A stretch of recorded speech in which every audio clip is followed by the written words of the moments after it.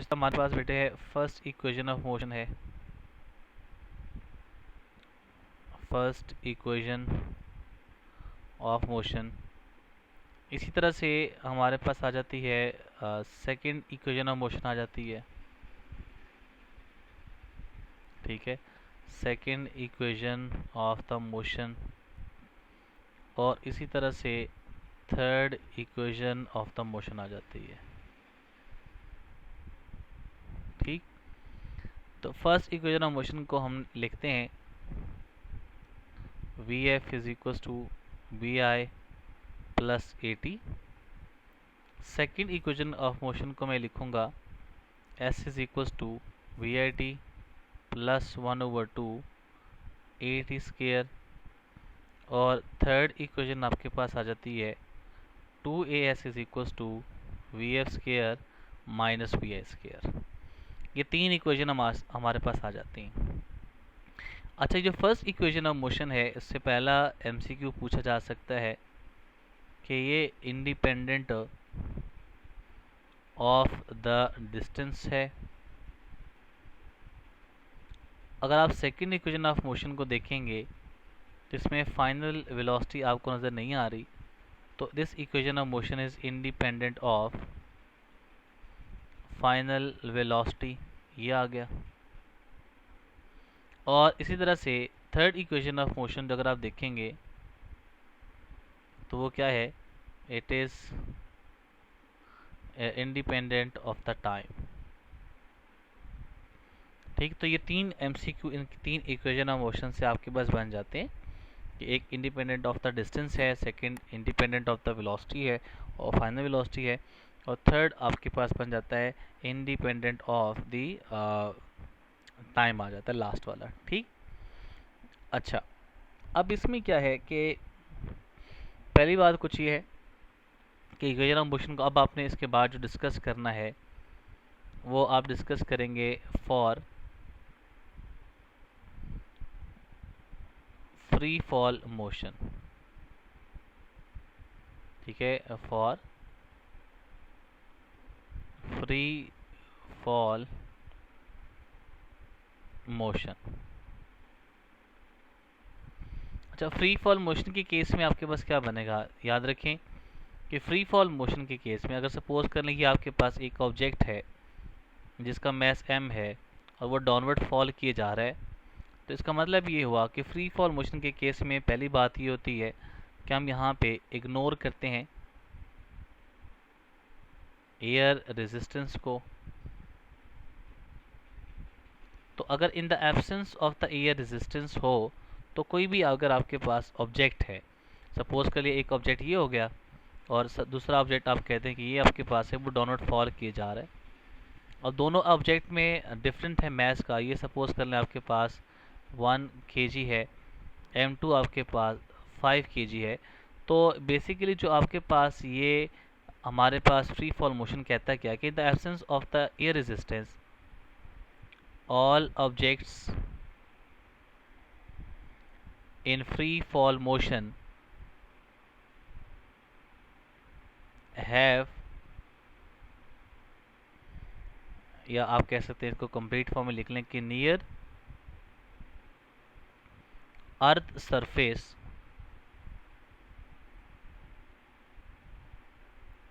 Has, या आप कहते हैं कि हैव सेम एक्सेलरेशन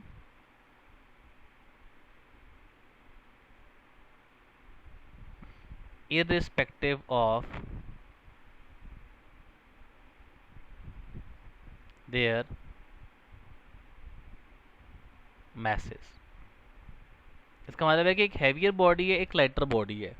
जो भी आपके पास बॉडीज़ होंगे, चाहे लाइटर हो चाहे आपके पास हैवियर बॉडीज़ हो, सबका एक्सेलरेशन क्या होगा, वो सेम हो जाएगा। मींस ये बात मैं लिख सकता हूँ कि वो जो एक्सेलरेशन आपके पास होगा जिसकी बात आप कर रहे थे, this acceleration is known as, इसको कहा जाता है acceleration due to gravity, acceleration due to gravity, ठीक है। और इसको हम डिनोट करते हैं किससे, ए बराबर होता है जी के। ठीक है, तो जी के बराबर होता है, अगर आप जी की बात करते हैं, अगर किसी बॉडी को अपवर्ड थ्रो किया गया है उस केस में ए बराबर होता है माइनस जी के। और अगर आपकी जी की बात करें फॉर डाउनवर्ड मोशन, तो उस केस में ए बराबर होता है प्लस जी के। ठीक है, तो ये दो चीज़ें आप यहाँ पे रखनी बातें जहन में। और ए चूंकि बराबर है जी के, तो इसकी वैल्यू जो होती है 9.8 मीटर पर second square, but this is the near surface of the earth. ठीक है, अच्छा, फिर जितनी भी आपकी इक्वेशंस ऑफ मोशंस हैं, all the equations of the motion can be applied for the free fall motion. अब अगर मैं इसको लिखना चाहूँ तो मैं इसको लिख सकता हूँ कि इक्वेशन ऑफ मोशंस को दो तरह से मैं लिख सकता हूँ। एक, अगर मैं बात करता हूँ कि सपोज कर लें डाउनवर्ड मोशन की, और सेकंड इसको मैं लिखता हूँ, सपोज कर लीजिएगा कि मैं कहता हूँ कि अपवर्ड मोशन के लिए। और याद रखें दोनों केसेस में ये जो बात मैं कर रहा हूँ वो फ्री फॉल मोशन की बात हो रही है। ठीक है, फॉर डाउनवर्ड मोशन अगर आप लिखना चाहते हैं, आपकी जो फर्स्ट इक्वेशन ऑफ मोशन है वो क्या बनेगी, v f is equals to v i plus क्या बन जाएगी, जे टी। अगर आप इसको डाउनवर्ड मोशन अपवर्ड मोशन के लिखना चाहते हैं, तो चूंकि अपवर्ड जा रही है बॉडी, तो अगेंस्ट द ग्रेविटी, तो आपने कहा है कि ए बराबर होगा किसके, माइनस जी के। तो ये बनेगा v f is equals to v i minus क्या बनेगा, जे टी। इस तरह से अगर आप सेकेंड इक्वेशन ऑफ मोशन लिखना चाहते हैं तो क्या किसके बराबर होगा, s is equals to v i t plus 1 divided by 2, a t square है तो यहाँ भी ए की जगह जी पुट कर दीजिएगा। अगर आप इसको लिखना चाहते हैं तो v f is equals to v i plus a t था, ऐसी सेकेंड इक्वेशन ऑफ मोशन आप लिखना चाहेंगे तो आप लिखेंगे h is equals to v i t minus 1 divided by 2 g t square हो जाएगा।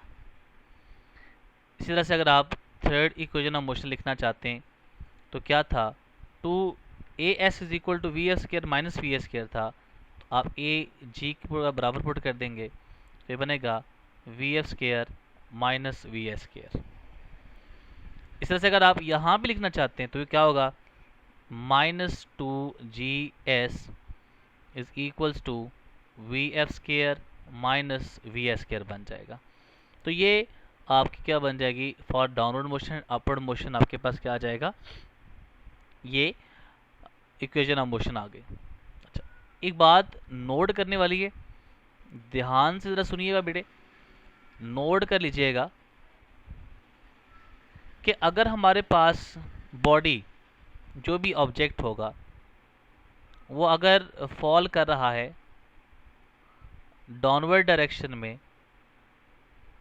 तो फिर उसका जो साइन हम लेते हैं, नहीं जी जो आपके पास होता है, हमने कहा कि ये पॉजिटिव होता है। मैं फिर रिपीट करता हूँ ये बात, ऑब्जेक्ट अगर अपवर्ड जा रहा है तो उसके लिए जी की वैल्यू आपने क्या लेनी है, नेगेटिव लेनी है।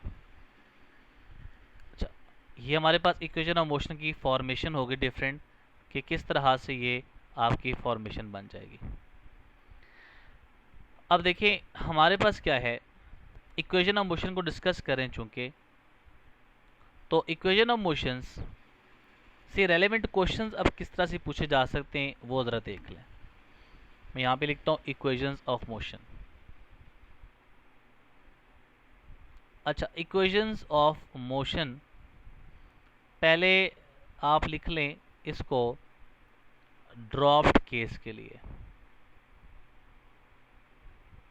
ठीक है, ड्रॉप्ड केस से मुराद कि अगर कोई भी आपके पास बॉडी है, उसको आपने किसी सर्टन हाइट से फॉल किया हुआ है, ये लेट्स से आपके पास ये एक ऑब्जेक्ट है, तो यहाँ से आप उसको फॉल करवा रहे हैं, तो इनिशियल वेलोसिटी यहाँ पे क्या हो जाएगी, 0, और s बराबर हो जाएगा किसके, लेट से h के बराबर है। ठीक, अगर ये ज़मीन की तरफ पहुँचता है तो फर्स्ट इक्वेशन ऑफ मोशन अगर आप लिखना चाहते हैं तो आप क्या लिखेंगे, एज आपके पास था v f is equals to v i plus g t था, क्योंकि इनिशियल स्पीड ज़ीरो हो गई तो v f is equals to zero plus क्या हम लिख सकता हूँ g T.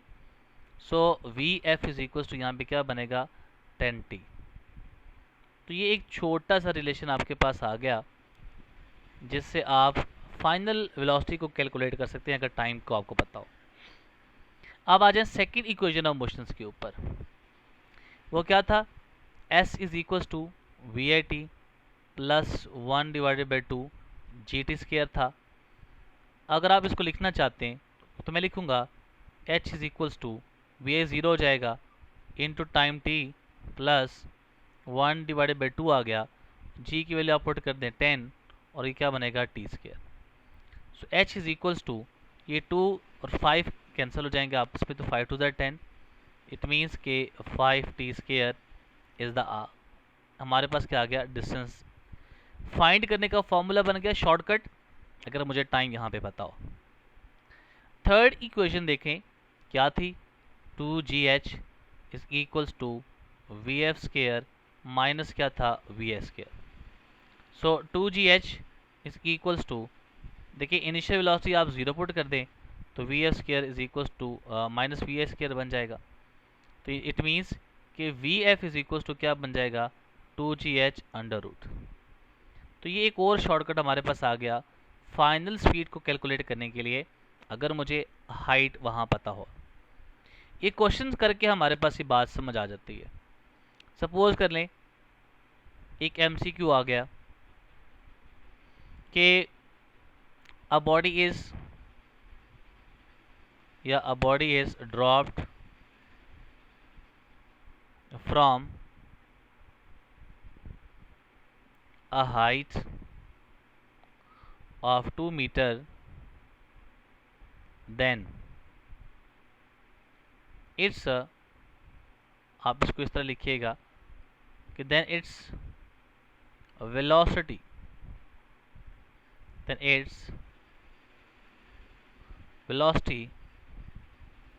while striking the ground will be। Solve कर लेते हैं इसको, आप ऑप्शन बेटा खुद बना लीजिएगा। देखिए वो कहता है एक बॉडी को मैंने थ्रो किया है, नहीं फॉल किया है, ड्रॉप्ड किया है, और उसकी जो हाइट गिवन है आपको वो कितनी गिवन है 2 मीटर। वो कहता है कि while striking the ground its final velocity, आप यहाँ पे मेंशन कर दें कि after 1 second then its velocity while striking the ground. तो देखिए फाइनल वेलोसिटी होगी इसकी, बिकॉज इनिशियल तो यहाँ पे क्या हो जाएगी zero. So final velocity will be is equals to क्या था 10t। So final velocity is equals to 10, time की जगह क्या पुट कर दें 1 सेकेंड, तो इसका मतलब है क्या बनेगा 10 मीटर पर second. So this is the right option available होगी, 10 मीटर पर सेकेंड आंसर हो जाएगा। देखिए इसी सवाल को आप देखें, अगर वो सवाल इस तरह से पूछ लेता है कि सपोज करें वो कहता है कि व्हाइल स्ट्राइकिंग द ग्राउंड, ठीक, अच्छा अब वो हाइट नहीं गिवन करता, या हाइट गिवन करने के बाद भी वो आपसे कहता है कि उसकी फाइनल स्पीड बता दें, तो अगर टाइम ना गिवन हो, if T is not given, तो हाइट तो मुझे पता है, हाइट कितनी है 2 मीटर है। So final velocity is equal to 2 into 10। ये फार्मूला बेटा आप देखें, इसी फार्मूले को मैं यूज़ कर रहा हूँ। 2 और h की वैल्यू कितनी है 2 आ जाएगा। So final velocity is equal 10 to the 20, 22 ज़रा कितना बनेगा 40 अंडर रूट, तो इसका आंसर आएगा 6 पॉइंट आ जाएगा 34 समथिंग आएगा, तो मीटर पर सेकेंड। देखिए दो क्वेश्चन बन गए, अगर टाइम गिवन हो तो आपने ये वाला फार्मूला लगाना है, और अगर आपको हाइट गिवन और टाइम ना गिवन हो तो फाइनल स्पीड को कैलकुलेट कर सकते हैं by using this final velocity आकर, ठीक। अच्छा ये आपके पास आ गया। इसके बाद देखिए फर्दर क्वेश्चंस को जब आप सॉल्व करेंगे तो फर्दर क्वेश्चन को हम सॉल्व कर सकते हैं। मेथड को बोझे का ना हाँ मत। अच्छा अब देखें, इक्वेशन ऑफ मोशन से ही क्वेश्चन हम करते हैं। हमारा नेक्स्ट जो क्वेश्चन बन सकता है वो कुछ इस तरह से है। मैं एक क्वेश्चन बनाता हूँ। क्वेश्चन ये आ गया कि अ बॉडी इज ड्रॉप्ड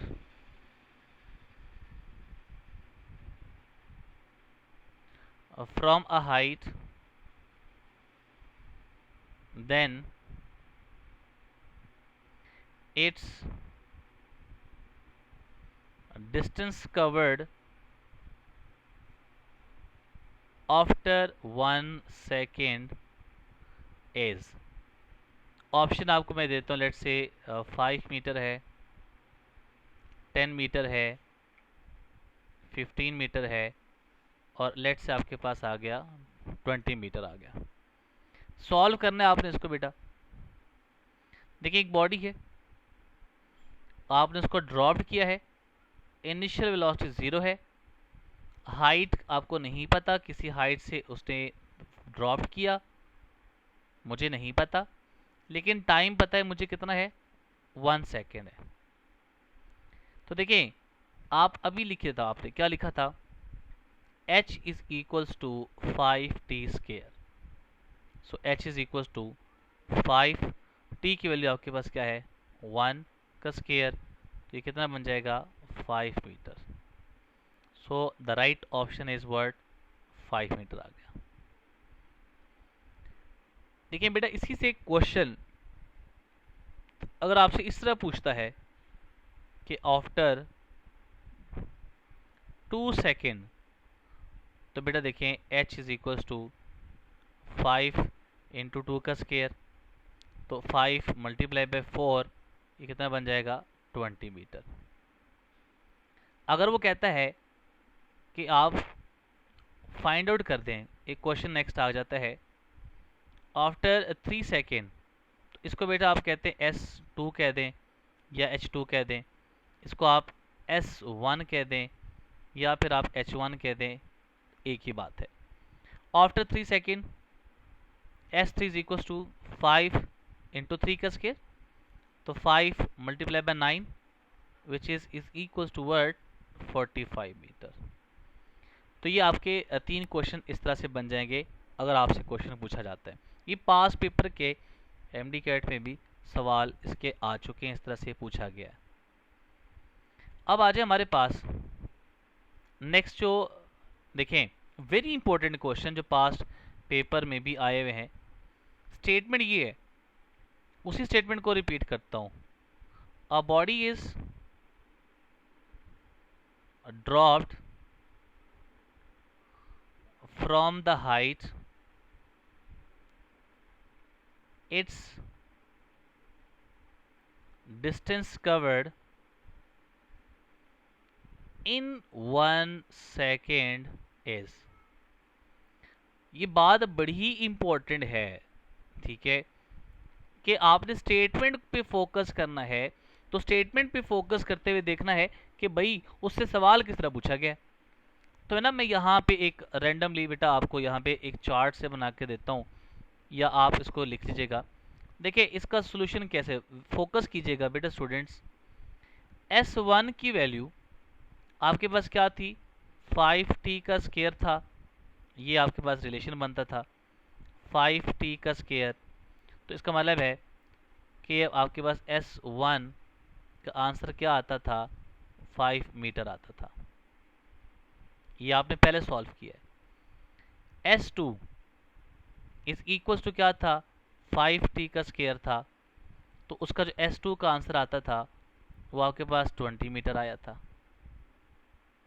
अब ज़रा गौर से देखिएगा, यहाँ पे आपका है इस डिस्टेंस कवर्ड इन 1 सेकेंड, जबकि पिछले स्टेटमेंट के अंदर अगर आप देखेंगे तो उसके अंदर था आफ्टर 1 सेकेंड, मतलब वो सेकेंड कंप्लीट हो चुका है, ठीक है। आफ्टर 2 सेकेंड, 2 सेकेंड कंप्लीट हो गए।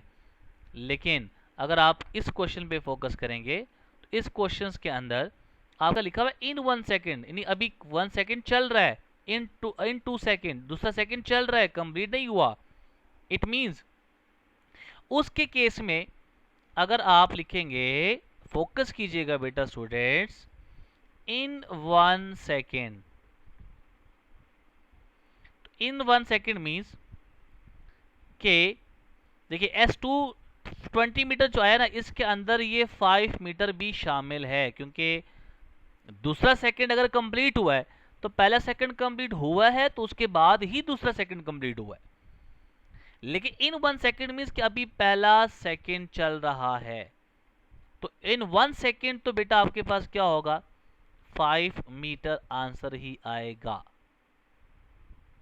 ठीक, लेकिन इन अगर वो कहता है इन 2 सेकंड, बात जरा फोकस कीजिएगा। मैं 1 को जगह पे यहाँ पे हटा देता हूँ। यहाँ पे सपोज कर ले मैं क्वेश्चन आपको कह देता हूँ कि यहाँ पे क्या है, इन 2 सेकेंड है। अच्छा, इन 2 सेकेंड जरा देखिएगा, इट मीन्स कि अगर मेरे पास सपोज कीजिएगा एक ऑब्जेक्ट है, आपने इसको फॉल किया था, ड्रॉप्ड किया, और आफ्टर 1 सेकेंड उसका जो डिस्टेंस है वो आफ्टर 1 सेकेंड आपका आ गया, लेट्स से 20 मीटर आ गया।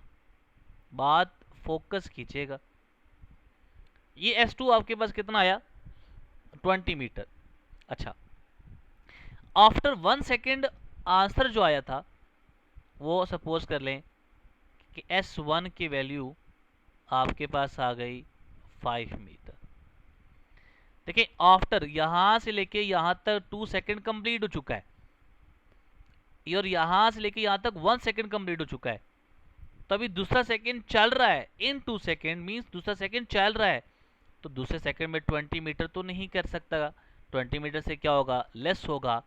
तो अगर मैं कहता हूं एस सेकेंड नहीं दूसरे सेकेंड की बात हो रही है, तो S2 में से S1 को आप सब्ट्रैक्ट कर दीजिएगा, तो ये बनेगा S second is equal to 20 minus 5 which is equal to word 15 metre. तो राइट ऑप्शन आपके पास यहाँ पे जो लिखी होगी वो 5 मीटर होगी, 10 मीटर होगी, 20 मीटर होगी और 15 मीटर होगी। तो अक्सर बच्चे 20 मीटर को टिक करते हैं, जो कि गलत होता है। तो राइट ऑप्शन आपके पास क्या होगा, 15 मीटर होगा। अब इसका ज़रा शॉर्टकट देखिएगा, जो एंट्री का शॉर्ट क्वेश्चन होता है वो कुछ इस तरह से है कि देखें, अगर वो पूछता है after any time t second, तो उसके लिए फॉर्मूला आप लगाएंगे s is equals to 5t का स्क्वायर। लेकिन अगर वो पूछ लेता है आपसे कुछ इस तरह से कि इन एनी nth सेकेंड,